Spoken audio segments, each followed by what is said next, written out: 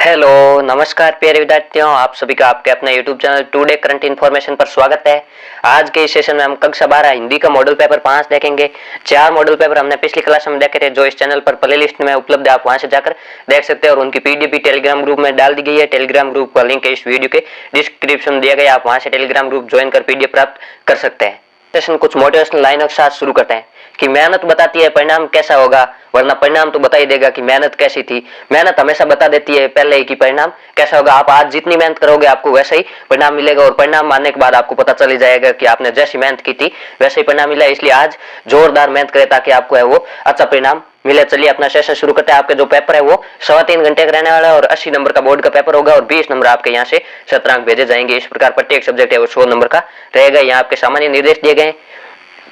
उसके बाद जो खंड है उसमें एबीसीडी वाले 16 प्रश्न है वो पहले प्रश्न पूछे जाएंगे। इसमें पहला है समाचार की कौन सी परिभाषा उपयुक्त है। प्रेरक और उत्तेजित कर देने वाली हर सूचना समाचार, ये भी सही है। दूसरा है किसी घटना की रिपोर्ट ही समाचार, ये भी सही है। समय पर दी जाने वाली हर सूचना समाचार, ये भी समाचार की परिभाषा सही है। इस प्रकार इसमें तीनों ही सही है। ऑप्शन ड है वो सही होगा, इसमें उपयुक्त सभी सही है। आगे दूसरा है इंटरनेट का प्रयोग समाचारों के किस रूप में भी किया जा रहा है। इंटरनेट का प्रयोग है वो संप्रेषण और संकलन, सत्यापन और पुष्टिकरण, इन दोनों में ही किया जा रहा है। यानी संप्रेषण एक स्थान से दूसरे स्थान पर भेजने के लिए, संकलन किसी भी चीज को इकट्ठा करने के लिए, सत्यापन और पुष्टि यानी किसी भी चीज की पुष्टि करने के लिए ये सही है या गलत, इन दोनों कार्यों में किया जा रहा है। इसलिए इसमें आपके ऑप्शन स है वो सही होगा। आगे तीसरा है हिंदी के बाद भारत की दूसरी सर्वाधिक बोली जाने वाली भाषा कौन सी। हिंदी के बाद दूसरी सर्वाधिक बोली जाने वाली भारत की भाषा बांग्ला है, इसमें आपके ऑप्शन ए है वो सही होगा। चौथा है स्वायत्त शब्द का अंग्रेजी शब्द कौन सा है। स्वायत्त शब्द का आपके पारिभाषिक शब्द क्या है। स्वायत्त शब्द का पारिभाषिक शब्द होगा ऑटोनोमस, इसके आपको मीनिंग है वो ध्यान में रखने। इसमें ऑप्शन ए है वो सही होगा। और ऑटोमेटिक अर्थ होता है स्वतः या अपने आप, अवार्ड का अर्थ होता है पुरस्कार, और आर्टिकल यानी अनुच्छेद या लेख। आगे पांचवा प्रश्न है तितलियों की इतनी नाजुक दुनिया किसे कहा गया है। तितलियों की नाजुक दुनिया वो बाजार में बिकने वाली रंग बिरंगी पतंगों को कहा गया है, इसमें आपके ऑप्शन बे है वो सही होगा। आगे छठा प्रश्न है आपका अपाहिजपन तो दुख देता होगा, ऐसा प्रश्न पूछकर किसकी मानसिकता पर व्यंग्य किया गया है। यानी जो मीडिया कर्मी था उसने अपाहिज से प्रश्न पूछा कि आपका अपाहिजपन तो दुख देता होगा, इसमें कवि ने किसकी मानसिकता पर व्यंग्य किया। इसने कवि ने जो मीडिया कर्मी था उसकी मानसिकता पर व्यंग्य किया, इसमें आपके ऑप्शन स है वो सही होगा। आगे सातवां प्रश्न है बादल राग कविता में विप्लव के वीर किसे कहा गया है। जो बादल राग कविता उसमें विप्लव के वीर है वो बादलों को कहा गया है।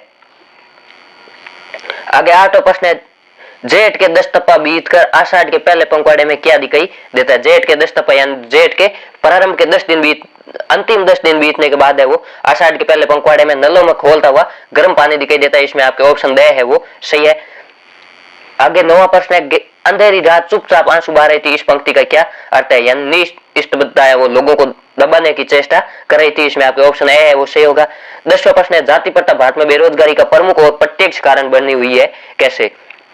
भारत में जो जाति प्रथा वो बेरोजगारी के एक प्रमुख कारण है, क्योंकि हिंदू धर्म में जाति प्रथा वो पेशा चुनने की अनुमति नहीं देती, किसी को भी अपना व्यवसाय है वो स्वतंत्रता से चुनने की अनुमति नहीं देती है। आगे 11वां प्रश्न है शीर्ष के फूल जो गद्य है वो साहित्य की कौन सी विधा। आपको ये जितने भी पार्ट है उनको विशेष रूप से ध्यान में रखना है कि उनकी साहित्यिक विधा कौन सी, विशेषकर जो गद्य वाले पार्ट। इसमें शीर्ष के फूल है वो एक ललित निबंध है, यानी इसमें छोटा निबंध है किसी एक विषय पर केंद्रित है। इसके सीरीज के माध्यम से अन्य लोगों को है वो जागरूक करने की बात की गई इसमें।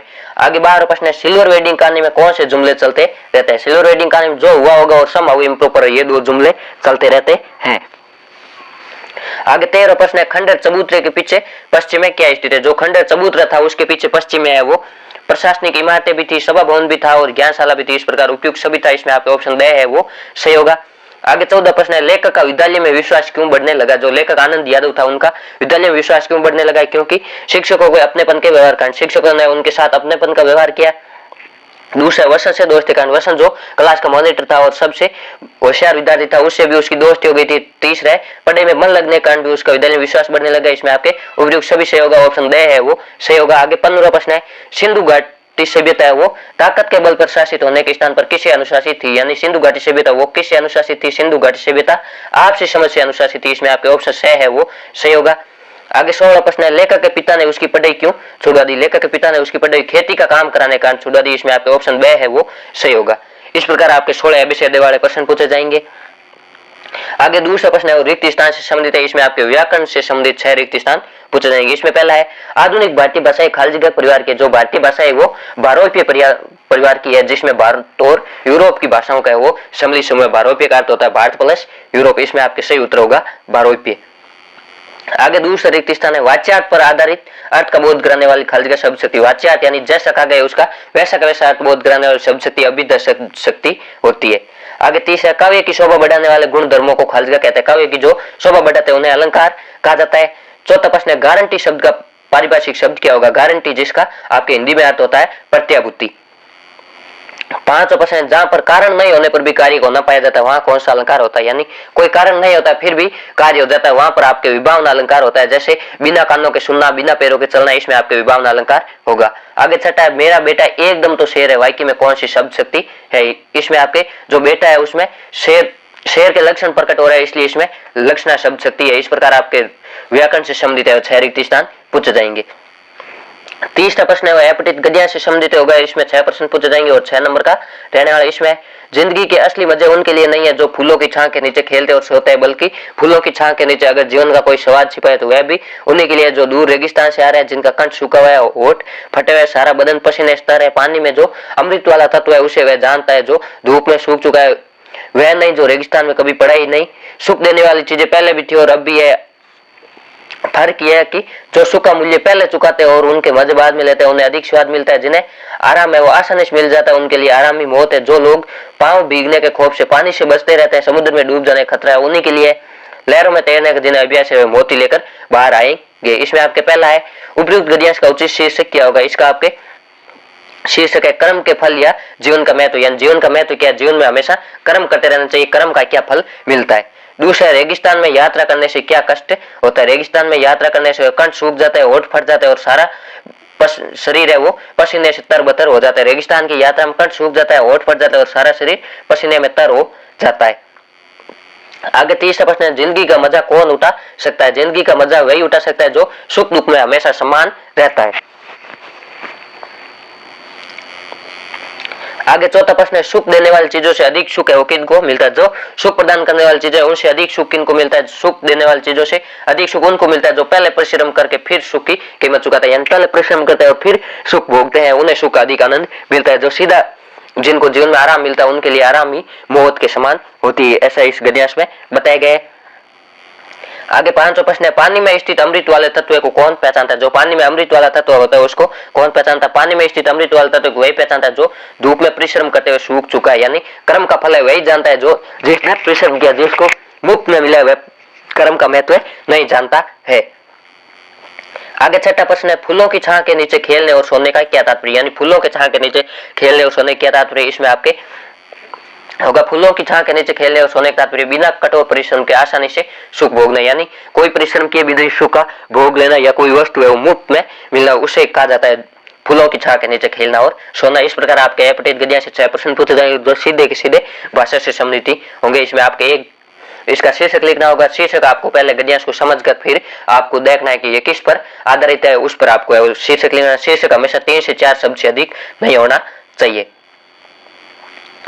आगे चौथा प्रश्न है अपडित पद्य से संबंधित। इसमें आपको इसका पहले भाव समझना होगा कि इसमें क्या कहा गया है। अब न गहरी नींद में तुम सो सकोगे, गीत गाकर मैं जगाने आ रहा हूँ, अतल अस्तल तुम्हें जाने न दूंगा, अरुण उदय चल सजाने आ रहा हूँ, कल्पना में आज तक उड़ते रहे तुम, साधना से मुड़कर सिरते रहे तुम, अब आकाश में उड़ने न दूंगा, आज धरती पर बसाने आ रहा हूँ। सुख नहीं है ये नींद में सपने सजोना, दुख नहीं है ये शीश पर गुरुवार ढोना, फूल तुम जिसको समझते थे अभी तक फूल मैं उनको बनाने आ रहा हूँ। इस प्रकार आपके एपटित पद्यांश दिए गए। इसमें भी आपके 6 प्रश्न पूछे जाएंगे। इसमें सबसे पहले दिए गए इसका शीर्षक है। इसका शीर्षक है जागरण गीत, यानी इसमें लोगों में जागृति फैलाने का प्रयास किया गया। दूसरा कवि ने किससे सुख और दुख नहीं माना। इसका आपके उत्तर होगा नींद में सुंदर में सपने देखना और चिंता से उत्पन्न दुख हुआ कवि ने वास्तविक सुख नहीं दुख नहीं माना। यानी लोग नींद में सुंदर सपने देखकर स्वयं को सुख में अनुभव करते हैं और चिंता से उत्पन्न जो दुख होता है उसको दुख मानते। कवि ने इन दोनों को सुख और दुख नहीं माना है।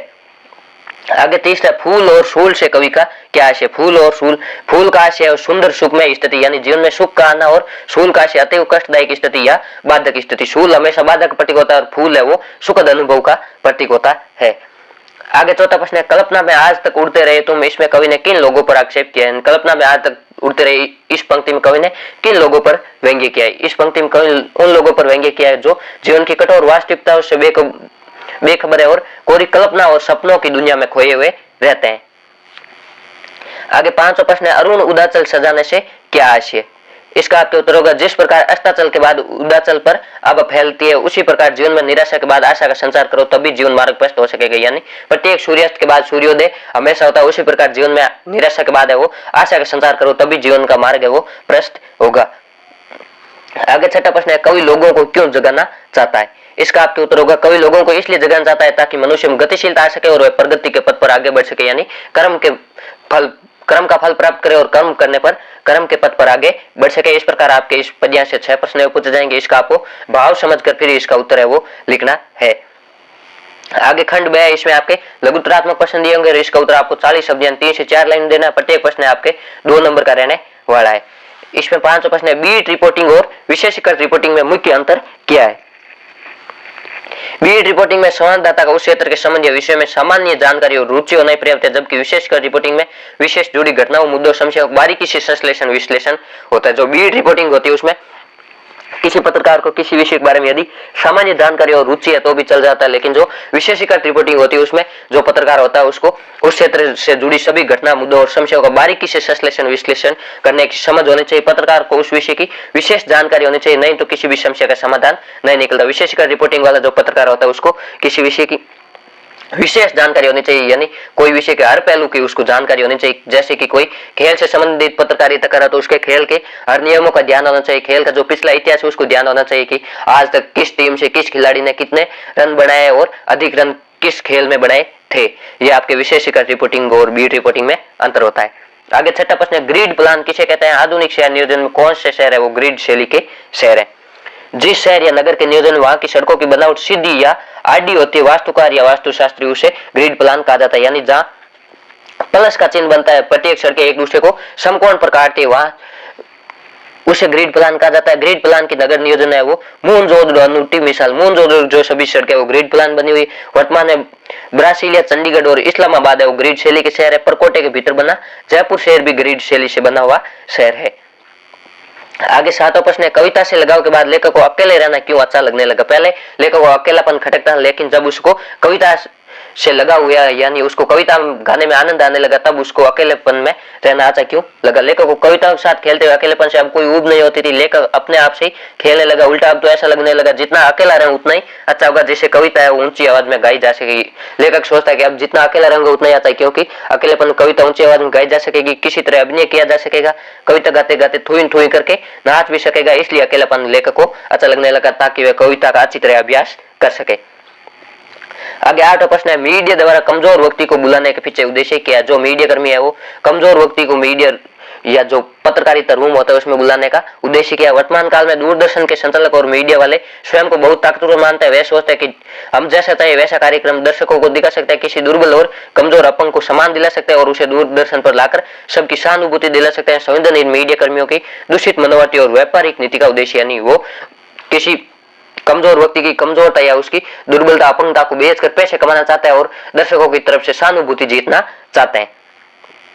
आगे 9वां प्रश्न है, गांवों में महामारी फैलने और अपने बेटों के देहांत के बावजूद लुटन पहलवान ढोलक क्यों बजाता रहा? स्पष्ट कीजिए। ये आपके अति महत्वपूर्ण प्रश्न है, ये परीक्षा में पूछा जा सकता है। लुटन पहलवान ढोलक को अपना गुरु और संघर्ष करने की शक्ति देने वाला मानता था। ढोलक की ध्वनि से उसमें साहस और उत्तेजना का संचार होता था। सन्नाटे में ढोल और जीवंतता का संचार करता था।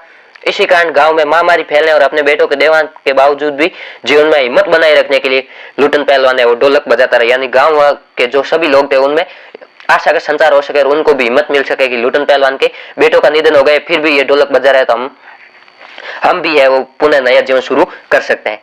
आगे खंड से है, इसमें आपके दीर्घ उत्तरात्मक प्रश्न होंगे और प्रत्येक प्रश्न 3 नंबर का होगा। इसमें अथवा में भी पूछा जाएगा, आपको दोनों में से कोई एक प्रश्न है वो करना है। इसका उत्तर आपको 60 से 80 शब्द यानी 6 से 8 लाइन में देना है। इसमें 10वां प्रश्न है, काला मेघा पानी दे संस्मरण में लोक प्रचलित विश्वास चित्रण है। इस कथन के संदर्भ में तर्क सहित अपना मत लिखिए। जो काले मेघ का पानी है उसमें लोक प्रचलित यानी लोगों में कुछ धारणाएं बनी हुई, कुछ अंधविश्वास है, उसके बारे में आपको लिखना है। इसमें कौन कौन सी धारणाएं बनी हुई? काला मेघ पानी दे पाठ में जीजी लोक प्रचलित विश्वास की पक्ष है। जो लेखक की जीजी है वो जो लोगों में प्रचलित विश्वास है उसके पक्ष लेने वाले, जबकि लेखक है वो विज्ञान का पक्ष है। मेंढक मंडली पर पानी डालने को लेकर लेखक का तर्क था कि गर्मी के इस मौसम में जहाँ पानी की बहुत किल्लत है, ऐसे समय व्यर्थ में पानी फेंकना पानी की बर्बादी है। इसके विपरीत जो जीजी इंद्रसेना पर पानी फेंकना पानी की बुआई मानती थी, वह कहती है जिस प्रकार ढेर सारे गेहूं प्राप्त करने के लिए कुछ मुट्ठी गेहूं पहले बुआई के लिए डाले जाते हैं, वैसे ही वर्षा प्राप्त करने तो कुछ बाल्टी पानी है वो इंद्रसेना पर फेंका जाता है। उसका तर्क यह था कि त्याग करने से ही सच्चा लोक कल्याण होता है। इसमें जो लोक प्रचलित विश्वास और विज्ञान इन दोनों के बीच द्वंद्व चलता रहता है। लेखक है वो विज्ञान का पक्ष दे रहे, लेखक जो इंद्रसेना पर पानी डाला जाता है उसका विरोधी था, लेकिन उसकी जीजी है वो पक्ष देती, वो मानती है कि हमें कुछ पाने के लिए कुछ खोना पड़ता है।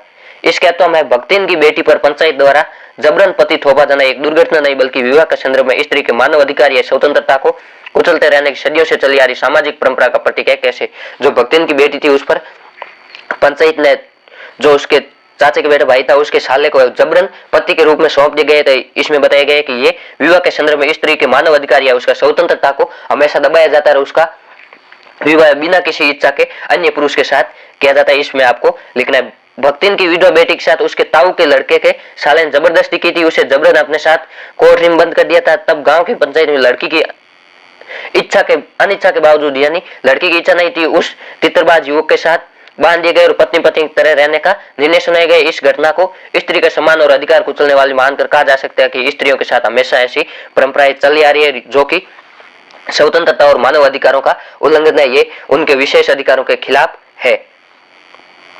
इसके बाद 11वां प्रश्न है बात सीधी थी पर कविता का प्रतिपाद्य स्पष्ट कीजिए। यानी जो बात सीधी थी पर इस कविता का मूल भाव क्या है। बात सीधी थी पर कविता में कवि ने भाषा की सहजता पर बात की कि कवि चाहे कोई भी लिखने वाला उसकी भाषा हमेशा सहज और सरल होनी चाहिए। कवि का कहना है कि हमें सीधी सरल बात को बिना जटिल बनाए आसान शब्दों में कहने का प्रयास करना चाहिए, लेकिन कभी कभी वाह वाही पाने के लोभ में अपनी बात को सजा समाज कलात्मक ढंग से अलंकृत शैली का प्रयोग करने लगता है, जिसके चक्कर में सीधी सरल बात भी टेढ़ी हो जाती है और रचनाकार में इसे एक दोष माना जाता है। यानी कवि है वो वाहवाही पाने या लोगों को आकर्षित करने के लिए अलंकृत शैली का प्रयोग करता है, जिससे जो सीधी सरल बात होती है वो भी लोगों को कठिन लगने लगती है और इसके कारण इसे रचनाक्रम में एक दोष भी माना जाता है। इसके अथवा में तुलसी युग की संशय वर्तमान समाज में भी विद्यमान है। इस कथन से आप कहां तक सहमत है स्पष्ट कीजिए। जो तुलसी के युग में संशय थी वो आज भी समाज में विद्यमान है, आप इस कथन से कहां तक स्पष्ट है।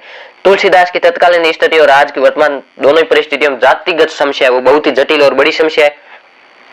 उस समय तुलसीदास की प्रसिद्धि और भक्ति देखकर कुछ एक जाति विशेष के विद्वान है तुलसीदास को नीचा और निम्न जाति का दिखाने हेतु दुष्प्रचार भी करते थे। उन्हीं लोगों को सटीक जवाब देने तुलसीदास ने कहा मुझे नया किसी से कोई लेना देना है, नया किसी की बेटी के साथ ब्याह कर जाति बिगाड़नी है, नया मैं धर्म को लेकर कट्टरपंथी हूं। आज भी समाज में जातिवाद की भयंकर समस्या जो विकास के लिए बाधक है। तुलसीदास जी के समय भी जातिवाद की समस्या थी, आज भी हमारे समाज में जातिवाद की एक समस्या जो देश की प्रगति के लिए एक बहुत बड़ा बाधक तत्व है। आगे 12वां प्रश्न है यशोधर बाबू की पत्नी उनकी अपेक्षा अधिक प्रगतिशील है, कथन को उदाहरण सहित स्पष्ट कीजिए। जो यशोधर बाबू की पत्नी थी वो यशोधर बाबू की अपेक्षा अधिक प्रगतिशील यानी वो समय के साथ चलने वाले इस कथन को आपको उदाहरण सहित स्पष्ट करना है। सिल्वर वेडिंग कहानी में यशोधर बाबू ठेठ ग्रामीण परिवेश से मैट्रिक पास दिल्ली महानगर में किशनदा के पास आए, उनके पास नौकरी करते उन्होंने भारतीय संस्कृति की परंपराओं का त्याग नहीं किया, किंतु उनकी पत्नी भी ग्रामीण परिवेश की और कम शिक्षित थी, फिर भी पत्नी महानगर में आकर आधुनिकता से पूर्ण प्रभावित थी। किशन दास से प्रभावित होकर यशोधर बाबू ने भारतीय संस्कृति की जो परंपरा है उनको अपनाई, लेकिन जो यशोधर बाबू की पत्नी थी वो आधुनिकता से पूर्णतः प्रभावित थी। उसने बेटी के अनुसार नए ढंग से पोशाक धारण करना मेकअप करना प्रारंभ कर दिया था, किंतु यशोधर बाबू ने अपने संस्कार नहीं छोड़े। इसलिए कहा जा सकता है यशोधर बाबू की पत्नी उनकी अपेक्षा अधिक प्रगतिशील यानी जो यशोधर बाबू की पत्नी है वो समय के साथ चलने वाली है। इसके अलावा जूझ कहानी के किस पात्र ने आपको सर्वाधिक प्रभावित किया और क्यों, उसकी चारित्रिक विशेषता बताइए। जो जूझ कहानी उसमें कौन सा कैरेक्टर है जिसने आपको सर्वाधिक प्रभावित किया और क्यों किया, उसकी आपको चारित्रिक विशेषता बतानी है। जूझ कहानी के नायक आनंद यादव ने विषम परिस्थिति में भी संघर्षशील होने का हमें सर्वाधिक प्रभावित किया। उनके चरित्र की निम्नलिखित विशेषताएं दृष्टिगत होती है। इसमें आप आनंद यादव की विशेषता भी लिख सकते हैं या जो गांव के मुख्य सरपंच साहब है उनकी भी विशेषता लिख सकते हैं कि किस प्रकार उन्होंने आनंद यादव की सहायता की। आनंद यादव के चरित्र की पहली विशेषता है पढ़ने की ललक। लेखक को उसके दादा के द्वारा पढ़ाई छुड़वाने पर वह दत्ताजी राव की सहायता से पढ़ाई की अनुमति प्राप्त करता है। दूसरा है दूरदर्शी। लेखक दूरदर्शी वह जानता है कि पढ़ाई से भविष्य बन सकता है और खेती उसको गड्ढे में धकेल रही है। तीसरा कठोर परिश्रमी तथा लगनशील। लेखक कठोर परिश्रमी और लगनशील है। चौथा वह अपने कठोर परिश्रम से दादा की शर्तों को पूरा करता है और अपनी लगनशीलता के कारण कक्षा में होशियार बच्चों में भी गिना जाता है। इस प्रकार हम कह सकते हैं आनंद यादव ने विषम परिस्थितियों में भी संघर्ष किया और जीवन की महान ऊंचाइयों को प्राप्त किया।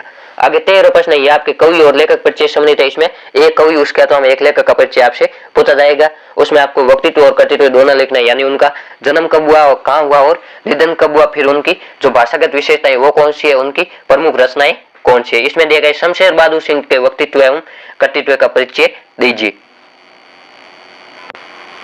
शमशेर बहादुर सिंह आधुनिक हिंदी कविता के प्रगतिशील कवि है। वे हिंदी और उर्दू दोनों के विद्वान है। शमशेर बहादुर सिंह का जन्म 13 जनवरी सन 1911 को देहरादून उत्तराखंड में हुआ। प्रारंभिक शिक्षा देहरादून से और उच्च शिक्षा इलाहाबाद विश्वविद्यालय से हुई। उकील बंधुओं से चित्रकारी में प्रशिक्षण प्राप्त किया। कुछ कविताएं और कुछ कविताएं भी ये उनकी रचनाएं। चुका भी हूं मैं नहीं, ये उनके दो काव्य संग्रह। दुआब इनका निबंध संग्रह और पलाट का मार्चा ये इनका कहानी संग्रह। ये इनकी प्रमुख रचनाएं। सन 1977 में चुका भी हूं मैं नहीं, इसके लिए साहित्य अकादमी पुरस्कार और कवि विचारों के स्तर पर प्रगतिशील और शिल्प के स्तर पर प्रयोग धर्मी कवि सम्मान भी प्राप्त हुआ। शमशेर की पहचान एक बिंब धर्मी कवि के रूप में। इनकी कविता मुख्य रूप से बिंब प्रधान कविताएं। उनकी मूल चिंता माध्यम का प्रयोग करते हुए बंधन से परे जाने की है, यानी हमें चिंता की बारे में सोचने के बजाय जो भी हमारे बंधन है, हमारा जो कंफर्ट जोन है, हमें हमेशा उससे बाहर निकलने का प्रयास करना चाहिए। इसके अलावा हम आपके जैनेन्द्र कुमार का लेखक परिचय लिखिए। जैनेन्द्र कुमार जो आपके बाजार दर्शन पाठ के लेखक है, उनका आपको लेखक परिचय वो लिखना है। लेखक जैनेन्द्र कुमार का जन्म सन 1905 में अलीगढ़ में हुआ। प्रारंभिक शिक्षा हस्तिनापुर के गुरुकुल तथा उच्च शिक्षा काशी हिंदू विश्वविद्यालय से हुई। उनकी प्रसिद्ध रचनाएं परख का नाम, स्वामी सुनीता, त्यागपत्र, कल्याण, जयवर्धन, मुक्तिबोध ये इनका उपन्यास है। संग्रह वातायन, एक रात दो चिड़िया, फांसी, नीलम देश की राजकन्या, पाजेब ये इनके कहानी संग्रह। प्रस्तुत प्रसन्न, जड़ की बात, पूर्वोदय, साहित्य का सरे और परे, सोच विचार ये इनके निबंध संग्रह। साहित्यिक रचना के दौरान इन्हें पद्म विभूषण, भारतीय और साहित्य अकादमी पुरस्कार भी मिला। और लेखक जैनेन्द्र कुमार का जन्म सन 1990 में हुआ। लेखक जैनेन्द्र कुमार का लेखक परिचय अति महत्वपूर्ण आपके परीक्षा में पूछा जा सकता है। आगे 14 प्रश्न है। भारत में किसानों की दुर्व्यवस्था पर फीचर लिखी। यह आपके प्रश्न है वो फीचर और आलेख से संबंधित होगा। इसमें आपको या तो फीचर और आलेख में अंतर पूछा जा सकता है, दोनों की परिभाषा ही पूछी जा सकती है, या इन दोनों के जो महत्वपूर्ण बिंदु वो पूछा जा सकता है, या फीचर या आलेख लिखने से संबंधित प्रश्न पूछा जा सकता है। इसमें भारत में किसानों की दुर्व्यवस्था यानी जो भारत में किसानों की हालत खराब है उसके बारे में आपको लिखना है। हाथों में कुदाली, फावड़ा, दुबला पतला, उदास, निराशाग्रस्त और खेत की मेंढ पर भूसा खड़ा, यही है किसान, जिसका साहूकार, जमींदार, अनाज के व्यापारी भूमाफिया शोषण उत्पीड़न करने में जरा भी संकोच नहीं करते और अवर्षण, बाढ़, फसली रोग आदि जिसके जीवन को हताशा से आक्रांत करते तब सब ओर से निराश किसान है आत्महत्या को विवश हो जाता है। ये आपको जो फीचर है वो हमेशा आपको ऐसा होना चाहिए, प्रारंभ में स्टार्टिंग में ऐसा लिखना जिससे जो पढ़ने वाला वो आकर्षित और पूरा पढ़ने के लिए बाध्य हो। किसानों की दुर्व्यवस्था का समाधान है वो किसी के पास नहीं है। कर्ज पर कर्ज की मार और सरकारी गैर सरकारी स्तर पर परंपरा भ्रष्टाचार किसानों इतना व्यतीत कर देता है कि वह आत्महत्या करना ही अंतिम उपाय मानता है। इस तरह किसानों में आत्महत्या की प्रवृत्ति बढ़ती जा रही है। इसका तो हम आपके दिए गए बेरोजगारी की समस्या विषय पर एक आलेख लिखिए। बेरोजगारी जो एक बहुत बड़ी समस्या भारत विकसित भारत के सामने उस पर आपको है वो आलेख लिखना है। इसका आपके सबसे पहले है वो बेरोजगारी की समस्या आपको हेडिंग लिखनी है। फिर है एक जमाना था कि कोई अपने आप को स्नातक या एमए कहते हुए गर्व से नया फूला समझता था, यानी एक समय था जब कोई ग्रेजुएशन बीएससी या बीकॉम कर लेता या एमए कर लेता तो वह गर्व से फूला नहीं समझता। लेकिन आज के समय में एमए करने वाले भी बगले झांकने को मजबूर है। वह समझ नहीं पाता कि एमए की डिग्री को लेकर करे क्या। आज नौकरी के लिए अनुभव को देख रहे, प्रोडक्शन को देख रहे, उनके लिए शिक्षा कोई अर्थ नहीं है। सन 2000 तक तो डिग्री फिर भी कुछ पूछ थी, किंतु 21 सदी में प्रवेश करते ही शिक्षा के निजीकरण का बोलाबाला हो गया। तकनीकी शिक्षा और कंप्यूटर अनिवार्य कर दी गई। कॉलेजों की सैद्धांतिक शिक्षा है वो बिल्कुल बेकार हो चुकी है। आज स्थिति यह है कि बीए एमए किए हुए छात्र लगभग बेकार घूमते हैं जब तक वे कंप्यूटर बीएड या अन्य कोई व्यावसायिक वोकेशनल कोर्स नहीं कर लेते। उनके लिए नौकरी के द्वार है वो लगभग बंद के समान ही रहते हैं। उसके बाद आपके 15 प्रश्न है वो पद्यांश की 6 प्रश्न व्याख्या करनी है। 6 नंबर का रहने वाला। इसमें आपको 2 पद्यांश दिए गए, दोनों में किसी एक की व्याख्या करनी है। इसमें आपको सबसे पहले वो प्रसंग लिखना है, फिर उसकी व्याख्या, फिर विशेष, विशेष में भाव पक्ष और कला पक्ष दोनों लिखना है। यानी इसमें मुख्य रूप से कौन से भाव व्यक्त हुए और कला इसमें व्याकरणिक पक्ष लिखना है। इसमें पहला है अगर वे कभी गिरते हैं छतों के खतरनाक किनारों से और बच जाते हैं तब तो और भी निडर होकर सुनेले सूरज के सामने आते हैं, पृथ्वी और भी तेज घूमती हुई उनके बेचैन पैरों के पास। ये जो आपकी पतंग कविता उससे लिया गया है। इसमें प्रसंग प्रस्तुत काव्यांश कवि आलोक धनवा द्वारा लिखित काव्य संग्रह दुनिया रोज बनती की कविता पतंग से ली गई। इसमें कवि ने पतंग उड़ाते समय बच्चों के सामने आती छतों खतरनाक स्थिति को बताया गया है। वह क्या कवि बताता है कि पतंग उड़ाते समय बच्चों का ध्यान पतंग की डोर, उसकी ऊंचाई और उड़ान पर ही रहता है, इसलिए आकाश में अपनी उड़ती पतंगों को देखकर बच्चे अत्यधिक उत्साही है, मानो अपने रंध्रों के सारे वे भी उड़ रहे हैं। कभी कभार वे छतों खतरनाक किनारे से गिर भी जाते हैं, परंतु अपने लचीले शरीर के कारण बच भी पाते हैं। बचने के कारण उनका मन का जो बचा खुचा भय था वो भी समाप्त हो जाता है। बहराइट होकर निडरता के साथ चमकते हुए सूर्य के सामने फिर से आ जाते हैं। उनकी गति और उत्साह और भी तेज हो जाता है। ऐसा लगता है मानो पटरी और भी तेज घूमती हुई बच्चों के भागते तेज कदमों के समीप स्वयं आ रही, यानी बच्चे दौड़ते तो ऐसा लग रहा है जैसे पटरी स्वयं स्वयं ही बच्चों के सामने आ रही है। इसमें विशेष है बच्चे खतरों को झेलकर साहसी बनते हैं और दुगुने मनोवेग से पुनः कार्य शुरू कर देते हैं, इस भाव को प्रस्तुत किया गया है। यानी कि बच्चा किसी एक बार है वो कोई डर समाप्त हो जाता है, फिर वह दुगुने मनोवेग से अपना कार्य प्रारंभ कर देता है। इसका कला पक्ष होगा मानवीकरण, अनुप्रास और उत्प्रेरक अलंकार का प्रयोग हुआ है। मुक्त छंद की प्रस्तुति है, भाषा में लाक्षणिकता और दृश्य बिंब का प्रयोग है। इसके तो हमें छोटा मेरा खेत चौकोना, कागज का एक पन्ना, कोई अंधड़ कहीं से आया क्षण का बीज, वहां बोया गया कल्पना के रसायनों को पी, बीज गल गया नीचे, शब्दों के अंकुर फूटे, पल्लव पुष्पों से नमित हुआ विशेष। ये जो आपके छोटा मेरा खेत कविता है उससे लिया गया पद्यांश है। इसमें प्रसंग होगा प्रस्तुत काव्यांश कवि उमाशंकर जोशी द्वारा लिखित छोटा मेरा खेत से लिया गया। इसमें स्वयं को कृषक के समान मानकर अपने भावों की खेती कर साहित्य रचना पर प्रकाश डाला गया, यानी कवि ने कवि कर्म की तुलना कृषि कर्म से की और स्वयं को एक किसान के समान माना है। वह के कवि स्वयं को किसान के समान बताते हुए कहते हैं कि कागज का एक पन्ना मेरे पास छोटे चौकोर खेत के समान है। किसान जिस जमीन पर बीज बोता है, जबकि मैं कागज पर अपनी रचना शब्दबद्ध करता हूँ। जिस प्रकार धरती पर फसल उगाने के बीज बोया जाता है, उसी प्रकार मेरे मन में भी भावों का अंदर आकर यानी भाव रूप बीज बोया जाता है, अर्थात भाव रूप बीज है वो हृदय रूपी खेत में बोया जाता है। जिस प्रकार धरती पर बोए गए बीज हवा पानी खाद आदि पीकर पूरी तरह गल जाता है, तब उसके अंकुर पत्ते पुष्प निकल जाता है, उसी प्रकार मेरे मन में उठे जो भाव है वो कल्पना रूपी खाद पानी को पीकर उसके भाव को मुक्त कर देता है तथा सर्वसाधारण हिताई का विषय बना देता है। तब शब्द रूपी अंकुर फूटते हैं, उसके साथ भाव रूपी पत्ते और पुष्प पल्लवित विकसित हो जाते हैं। नए पत्ते पुष्प भार से झुके हुए पौधे की तरह मेरी भाव अभिव्यक्ति भी झुक जाती है, अर्थात सर्वजन के लिए समर्पित हो जाती है। यानी जिस प्रकार फसल होती है, बीज होता है वो पानी के संपर्क में आने पर गल जाता है, उसी प्रकार मन में जो भाव होते हैं वो कल्पना रूपी खाद को पीकर है वो विस्तृत होते हैं और कविता में भाव उमड़ता है। जिस प्रकार पौधे पर फल लगने पर पौधा झुक जाता है, उसी प्रकार कवि है वो सही भावों से कविता लिखने पर विनम्र बन जाता है। इसमें आपके विशेष होगा कवि ने कल्पना द्वारा काव्य रचना कर्म को व्यक्त किया है। दूसरे रूपक अलंकार का प्रयोग हुआ, अनुप्रास अलंकार और प्रतीकात्मकता की सुंदर अभिव्यक्ति, यानी कवि ने कृषि क्रम के माध्यम से कवि क्रम को बताया गया है। आगे 16 प्रश्न है, इसमें आपको गद्यांश की 6 प्रश्न व्याख्या करनी, ये भी 6 नंबर का रहने वाला। इसमें पहला गद्यांश है, भक्तिन के संस्कार ऐसे हैं कि वे कारागार से वैसे ही डरती है जैसे ही हम लोग से, यानी जो भक्ति ने लेखिका की सेविका वो जेल से ऐसे ही डरती जिस प्रकार यमलोक से ऊंची दीवार देखते ही वे आंख मूंद कर बेहोश हो जाना चाहते। उनकी ये कमजोरी इतनी प्रसिद्धि पा चुके हैं, लोग मेरे जेल जाने की संभावना बताकर उसे चिढ़ाते रहते हैं, यानी उसकी कमजोरी हर आदमी पता है, इसलिए प्रत्येक व्यक्ति है वो भक्तिन को चिढ़ाने का प्रयास करता है कि आपकी लेखिका जेल जाने वाली है। वह डरती नहीं है, ये कहना ऐसे होगा, पर डर से भी अधिक महत्व मेरे साथ का ठहरता है, यानी लेखिका भक्तिन डरती नहीं ये बात गलत है, लेकिन डर से भी अधिक महत्व है उस लेखिका के साथ रहने का। चुपचाप मुझसे पूछने लगती कि वह अपनी धोती के सामान साबुन से साफ कर ले जिससे मुझे वहां उसके लिए लज्जित नहीं होना पड़े, क्या क्या सामान बांध ले जिससे वहां किसी प्रकार यह सुविधा नहीं। यानी जब भक्तिन को पता चलता है, कोई कहता है कि लेखिका जेल जाने की संभावना, तब भक्ति लेखिका से पूछती है कि वहां अपनी धोती है वो साबुन से साफ कर ले जिसके कारण किसी भी प्रकार से लज्जित नहीं होना पड़े, और क्या क्या सामान बांध ले जिससे जेल में परेशान नहीं होनी पड़ी। जो भक्ति ने उसको जेल के बारे में ध्यान नहीं, लेकिन वह जेल से डरती है फिर भी लेखिका के साथ रहना चाहती है। इसमें प्रसंग है प्रस्तुत गद्यांश कवि महादेवी वर्मा द्वारा लिखे गए गद्यांश लिए गए। इसमें लेखिका ने भक्तिन के जेल जाने के वक्त भक्ति संस्मरण भय को स्पष्ट किए गए, यानी ये जो भक्ति संस्मरण है उसे ले गए इसके लेखिका महादेवी वर्मा। इसमें जो भक्तिन जेल जाने का डर है उसको बताया गया है।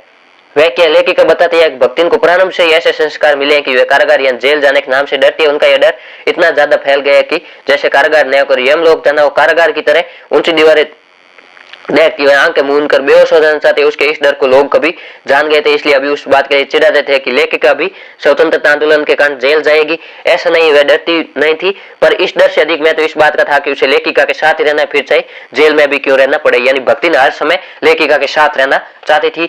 लोगों को जेल जाने की बात पर विश्वास करके वह लेखिका से चुपचाप आकर पूछते कि वह अपनी कितनी साड़ियां धोकर साफ कर ले जिससे कि ताकि जेल में उनके साथ रहे, तब उसकी गंदी साड़ियों की वजह से लेखिका को शर्मिंदा नहीं होना पड़े। और पूछते हैं क्या क्या सामान बांध कर रखे जिसकी जरूरत लेखिका को जेल में पड़ेगी। आशय है कि अनेक अवगुणों के बाद भी लेखिका को उसके स्वभाव का भोलापन तथा साथ रहने की लालसा अचंभित करती। यानी भक्ति में अवगुण भी है, फिर भी अनेक अवगुणों के बावजूद भक्ति ने उसका जो व्यवहार है, लेखिका भक्ति का व्यवहार और भोलापन को देखकर उसके साथ रहने को अचंभित हो जाती, यानी आश्चर्यचकित हो जाती। इसमें विशेष है लेखिका ने भक्ति के सरल स्वभाव की व्याख्या की। दूसरा तत्संप्रदान शब्दावली और देश शब्दों का प्रयोग भी हुआ है। इसका तो हम एक गजा और दिया होगा आपको, दोनों में से किसी एक का हल करना है। हमारे देश के ऊपर से जो मार काट, अग्निदाह, लूटपाट, खून खंजर का बाउंडर बह गया, उसके भीतर भी क्या स्थिर रह जा सकता है? शिरीष रह सका, अपने देश का एक बुढ़ा रह सका है? क्यों, मेरा मन पूछता है कि ऐसा क्यों संभव हुआ? क्योंकि शिरीष भी अवधूत है। शिरीष वायुमंडल से रस खींचकर इतना कोमल और इतना कठोर है। गांधी भी वायुमंडल से रस खींचकर इतना कोमल और इतना कठोर हो सका था। मैं जब जब शिरीष की ओर देखता हूँ तब तक वो उठती हूँ, हाय आज वह अवधूत कहाँ? ये जो आपके शिरीष के फूल पाट है उससे लिए गए, इसमें शिरीष की तुलना है वो महात्मा गांधी जी से की गई है। इसमें प्रसंग प्रस्तुत अवतरण लेखक हजारी प्रसाद द्विवेदी द्वारा लिखी शिरीष के फूल निमन से लिए गए हैं। इसमें लेखक ने वर्तमान परिस्थिति और गांधी जी के विषय के बारे में विचार प्रस्तुत किए, यानी वर्तमान की परिस्थितियां और जो गांधी जी के विचार थे उसके बारे में बताए गए। लेखक बताते हैं हमारे देश में स्वार्थ, चोरी, भ्रष्टाचार के कारण जो मारना, काटना, अग्नि लगाना, लूटपाट, खून खराब माहौल बना हुआ है, उसके भीतर क्या कोई इस देश में शांति से रह सकता है? लेकिन शिरीष रह सका है।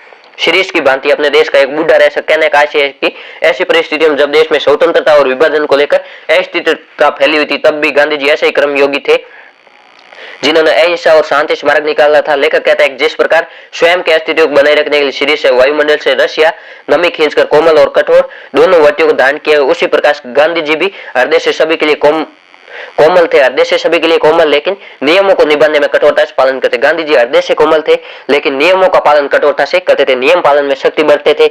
ये प्राण शक्ति उन्हें भी शिरीष की भांति विभिन्न परिस्थितियों में मिलती है। लेखक कहता है कि जब जब शिरीष की तरफ देखते हैं उनके हृदय में पीड़ा उठती है कि वे अवधूत अर्थात गांधी जी कहाँ है, या उनके जैसे संयमी, कठोर, कोमल हृदय वाले महापुरुष अब कहाँ है। इसका विशेष होगा लेखक ने गांधी जी के विशेष में उनकी कोमलता और कठोरता दोनों को व्यक्त किया है। भाषा सरल, परमय और भाव प्रेषणीय है। गांधी जी को भी अवधूत के समान बताया गया। अवधूत का अर्थ होता है योगी। आगे 17वां प्रश्न है, आयुक्त स्वास्थ्य एवं परिवार कल्याण विभाग जयपुर की ओर से राज्य के समस्त चिकित्सालयों में निःशुल्क दवा वितरण हेतु पंजीकृत दवा कंपनियों हेतु निविदा आमंत्रण प्रारूप तैयार कीजिए। इसमें आपको निविदा लिखनी है। निविदा आपके हर पेपर में पूछी जाती है। निविदा के हेतु हमें ज्ञापन या अर्ध शासकीय पत्र पूछा जाता है। ये 4 नंबर का रहने वाला है। आपको निविदा में सबसे पहले जो गवर्नमेंट है उसका या जो विभाग है उसका नाम लिखना है। सबसे पहले राजस्थान सरकार, फिर परिवार और स्वास्थ्य कल्याण विभाग, आयुक्तालय जयपुर, फिर उसके नीचे आपको निविदा क्रमांक लिखना है और उस निविदा के सामने लेफ्ट साइड में दिनांक, फिर बीचों बीच में निविदा सूचना, फिर राज्य के समस्त चिकित्सालयों में निःशुल्क दवा वितरण हेतु पंजीकृत दवा कंपनियों से दिनांक 30 जुलाई 2024 को साय 5 बजे तक मोहरबंद निविदाएं आमंत्रित की जाती है। निविदा प्रारूप कार्यालय समय में 100 रुपए नगद जमा करवाकर प्राप्त किया जा सकता है। प्राप्त निविदाएं दिनांक 31 जुलाई 2024 को प्रातः 11 बजे उपस्थित निविदा दाताओं के समक्ष खोली जाएगी और जो कार्य सामग्री है उसका विवरण इस प्रकार है। जो दवाइयां उसका नाम लिखना है, फिर अनुमानित लागत कितनी होगी और धरोहर राशि कितनी है इसकी और इसकी अवधि कितनी होनी चाहिए। फिर उसके नीचे आपको हस्ताक्षर करना हो सकता है। आपके पर्सन नाम दिया, पर्सन नाम नहीं दिया तो आप कोई भी लिख सकते हैं, फिर उनका पद नाम। इसके तो हम दिया गया शिक्षा विभाग शासन सचिवालय की ओर से सचिव माध्यमिक शिक्षा बोर्ड को पाठ्यक्रम व्याप्त विसंगतियों को दूर करने हेतु ज्ञापन प्रस्तुत कीजिए। ज्ञापन है वो एक सरकारी विभाग से दूसरे सरकारी विभाग को भेजा जाता है। इसमें ज्ञापन में आपको सबसे पहले ऊपर है वो ज्ञापन लिखना है, फिर पत्रांक लिखना है, पत्रांक के आगे लेफ्ट साइड में दिनांक लिखनी है, फिर प्रेषक यानी भेजने वाला कौन है उसको लिखना है। इसमें भेजने वाले शिक्षा विभाग शासन सचिवालय, फिर सेवा में फिर जिसको भेजा जा रहा है जो प्राप्त करने वाले उसका एड्रेस लिखना है। श्रीमान सचिव महोदय माध्यमिक शिक्षा बोर्ड अजमेर राजस्थान, विषय माध्यमिक और उच्च शिक्षा के पाठ्यक्रम में विसंगतियों के बाबत। मध्य माध्यमिक शिक्षा और उच्च शिक्षा के पाठ्यक्रम कई विसंगतियां सामने आ रही है। विस्तृत समीक्षा के उपरांत ही नवीन पाठ्यक्रम लागू करें ताकि अनावश्यक विवाद पैदा न हो। इस संदर्भ में राष्ट्रीय शिक्षा नीति के मुख्य उद्देश्यों का पूर्णतः पालन किया जाना है। आशा है बेहतर तालमेल और विस्तृत कार्य योजना का निर्माण कर कार्य पूर्ण किया जाएगा। धन्यवाद। फिर नीचे हस्ताक्षर करने जो लिखने वाला है इसमें आपके लिखने वाला शासन सचिव शिक्षा विभाग शासन सचिवालय से उसके हस्ताक्षर, फिर नीचे पदनाम शासन सचिव। इस प्रकार आपको निविदा और ज्ञापन है वो लिखना है। आगे 18वां प्रश्न है वो निबंध से संबंधित रहना है। इसमें 4 निबंध दिए होंगे आपको, चारों में से कोई एक करना है। निबंध 5 नंबर का रहने वाला 300 शब्दों में लिखने, यानी 25 से 30 लाइन 1 से 1.5 पेज में निबंध है वो लिखना है। इसमें पहले आतंकवाद एक वैश्विक समस्या, आतंकवाद पर निबंध लिख सकते हो, या जो राजस्थान का अकाल है उस पर भी लिख सकते हो। पर्यावरण संरक्षण यानी पर्यावरण संरक्षण में युवाओं की क्या भागीदारी हो सकती है इस पर भी लिख सकते हो। चौथा है राष्ट्रीय एकता की आवश्यकता, यानी राष्ट्रीय एकता की आवश्यकता क्या आप इसमें से किसी एक पर लिख सकते हो। इसमें आपके दिया गया आतंकवाद एक वैश्विक समस्या, इसमें आपको सबसे पहले संकेत बिंदु है वो लिखना है। 5 नंबर का है तो आपको 5 संकेत बिंदु लिखना है। पहला संकेत बिंदु हमेशा निबंध का प्रस्तावना रहने वाला है और अंतिम संकेत बिंदु उपसार होगा। प्रस्तावना में आपको उसका इंट्रोडक्शन यानी परिचय लिखना है, जिस प्रकार आतंकवाद क्या है उसको आपको संक्षिप्त में लिखना है। उपसार में जो पूरा निबंध लिखा है उसका सार लिखना है, यानी आतंकवाद को किस प्रकार मिटाया जा सकता है या यह किस प्रकार घातक है। इसमें दूसरा पॉइंट होगा आतंकवाद के कारण, तीसरा आतंकवादी घटनाएं और उसके दुष्परिणाम, और चौथा आतंकवादी चुनौती का समाधान किस प्रकार किया जा सकता है। ये निबंध आप पीडीएफ से पढ़ लेना, पीडीएफ टेलीग्राम ग्रुप में मिल जाएगी। टेलीग्राम ग्रुप का लिंक इस वीडियो के डिस्क्रिप्शन दिया गया, आप वहां से जाकर टेलीग्राम ग्रुप ज्वाइन कर पीडीएफ प्राप्त कर सकते हो। यदि चैनल पर नया, चैनल को सब्सक्राइब करें, अपने दोस्तों के साथ भी शेयर करें ताकि उनको भी इन मॉडल पेपर को फायदा मिल सके। इस चैनल पर आपके मॉडल पेपर पूरे होने के बाद आपको चैप्टर वाइज क्वेश्चन भी कराए जाएंगे और जो ग्रामर के टॉपिक है उनको भी हल करवाए जाएंगे। और कमेंट में जरूर बताइए कि अब आगे मॉडल पेपर हल करवाए जाए या जो व्याकरण के टॉपिक है उनको हल करवाए जाए। धन्यवाद, मस्त रहिए, पढ़ाई करते रहिए।